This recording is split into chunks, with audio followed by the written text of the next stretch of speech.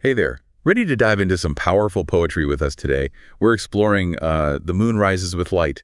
It's a collection by James Taki. Yeah, and this isn't just like your typical poetry book. Taki's words, they hit you with these raw, like visceral experiences. It's true. He doesn't hold back. Nope, he dives right into grief, love, societal issues, finding your identity. It's thought-provoking stuff, for sure. It really gets you thinking. And speaking of thought-provoking, that first poem, Loss, wow, it hit me hard. Yeah. Yeah, especially those lines, sunshine is gloom, my heart only sees doom.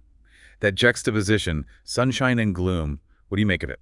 It's powerful, right? Like sunshine, it's supposed to be joyful, bright, and he flips it, turns it into this symbol of grief. Right, like even sunshine can't penetrate that darkness. Exactly. It's like loss just takes over everything. Even the brightest days feel heavy. Totally. And he does it again in Breaking Chains. When he describes trauma, he says, the links of time interlock their cold, lifeless curves. Mm-hmm. You can almost feel the weight of those chains. Absolutely. And that sensory language, cold, lifeless curves, it's like he wants you to not just understand the experience, but feel it, like in your bones. Right, like those sensory details bypass our brains and go straight to our hearts. Exactly. It's powerful stuff. And it's interesting you mentioned sensory details because I've noticed that in my own life. Like the smell of rain can bring back a specific memory, or hearing a loved one's voice can instantly make me feel safe. Taki seems to understand how to use those sensory details to evoke such strong emotional responses. And speaking of emotions, he tackles some really complex societal issues head on, too. Yeah, he doesn't shy away from the tough stuff. Poems like I Too Am American, Tribal Boy, Public Enemy, they give us this glimpse into the experiences of people who are often marginalized, fighting for their place. It's like he's giving a voice to the voiceless. Absolutely, and it makes you think about how these poems, written years ago, still resonate so strongly with what's happening in the world today. There's this one line in I Too Am American that really stuck with me. I am no venomous serpent. What a heavy conflict to carry, to know that no matter what you do, you still see your humanness in me. It's like a plea for understanding, a challenge to confront our own biases. It is. It's like he's holding up a mirror to society saying, look, this is what's happening. What are you going to do about it? It's powerful. It's a powerful statement, that's for sure. But Taki's poems aren't all serious and heavy. He also explores love in all its messy glory. Oh, yeah. He covers it all, the highs, the lows, the heartbreak, the joy. It's all there. And he's so honest about it, which makes it all the more relatable, I think. Like in The Power of Love, when he says, when oppressed people will defy, it speaks to the resilience of love, its ability to overcome any obstacle. Right. And then you have Unfaithful, which explores the pain of betrayal, the feeling of having your heart broken. It's like he's showing us that love isn't always pretty or easy, but it's always real. And that's what makes his poem so powerful. He doesn't shy away from the messiness of life. He embraces it. He reminds us that it's okay to feel the full spectrum of our emotions, the good, the bad, and everything in between. Absolutely. It's that vulnerability, that raw honesty Yeah. that makes his work so impactful. It's like he's giving us permission to be our true, authentic selves without judgment. And in that authenticity, we find connection. We realize that we're not alone in our experiences, that we're all just human beings trying to navigate this crazy, beautiful thing called life. And Taki's poetry, it helps us do that. It does. It gives us a language for our emotions, a way to connect with our own experiences and the experiences of others. It reminds us that even in our darkest moments, we're not alone. And that's a powerful message, wouldn't you say? It is. And it's something that we could all use a little more of in our lives, don't you think? Absolutely. And it's not just like grand landscapes or anything. He finds these deep meanings in the simplest parts of nature.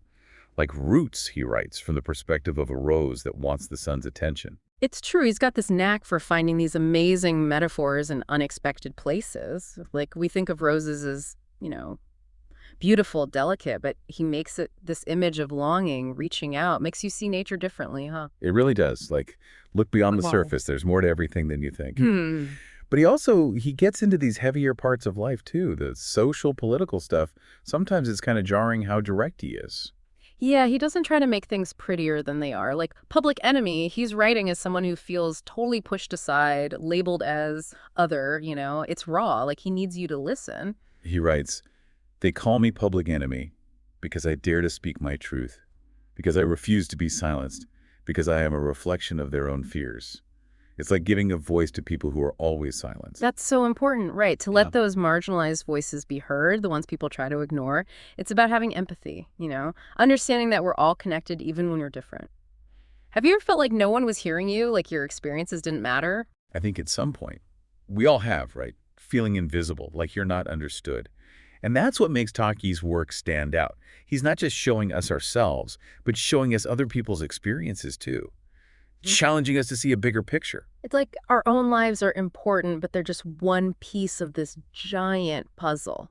When we listen to other people's stories, really listen, that's when we start to build a better world, one that includes everybody. Exactly. Because our differences, they might separate us sometimes, but they also help us learn and grow. But Taki, he doesn't just leave us with these big issues and nothing else. He gives us some guidance, too, on how to live better, more honestly. Yeah, there's this thread of mindfulness throughout his poems, like pay attention to right now, find the good in the little things, appreciate what's around you. Like Good Morning, he describes waking up with so much purpose. He says, I greet the sun with open arms. I breathe in the fresh air. I am grateful for this new day. It's like, hey, don't rush through your life. Be thankful for each day. And that mindfulness, it goes for our relationships too, like in friendship and forgiveness. He's talking about how we connect with others, how we get hurt, and how powerful it is to forgive. He says forgiveness is not a gift we give to others, but a gift we give to ourselves, a release from the chains of resentment. Holding on to anger hurts us more than anyone. It's true. We all mess up. We all hurt each other sometimes, even if we don't mean to. And choosing to forgive ourselves and other people, that takes a lot of strength and compassion. It's about breaking free from that cycle of pain and anger so you can heal and move on. Taki's poems, they remind us that even when things are tough, we always have a choice in how we react, how we grow, how we love. It's about realizing we have more control than we think, you know? Like when things get tough, we can either get bitter or we can grow from it. And Taki, he seems to be saying choose growth. Yeah, he's definitely pushing us to choose the path of learning, even when it's hard. It's like, yeah, acknowledge the pain, the hurt, the anger, but don't let those things become you. You can learn from them, become a better person because of them. Yeah. More compassionate, more understanding. It's like he's guiding us to this, like, wiser way of living. We see the bad stuff, but we choose to focus on the good. And he does it without pretending the bad stuff isn't there.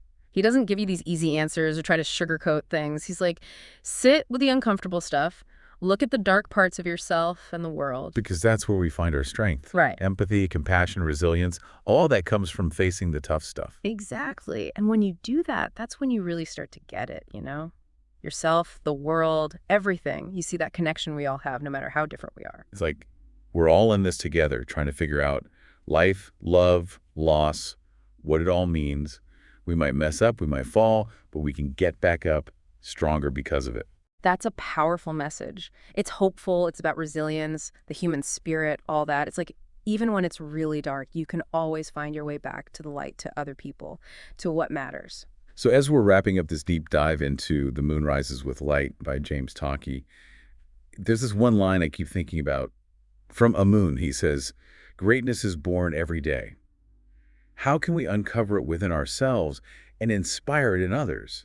It's like he's challenging us to find our own potential and then use it to lift other people up. It really makes you think about your own life, right? Yeah. What are your talents, your passions, the things that made you who you are? And how can you use those things to make a difference, to inspire other people? Yeah, it's like we all have something special to offer, our own perspective, our own story, something to share with the world. And when we embrace who we are, that's when we can make a real difference, a positive one. So we'll leave you with that. Keep exploring Taki's work. Keep asking questions. And remember, art has this power to bring us together, to inspire us, to remind us that we're all human. And on that note, keep searching for your own greatness because it's out there. Until next time, keep exploring, keep questioning, and keep embracing the power of art.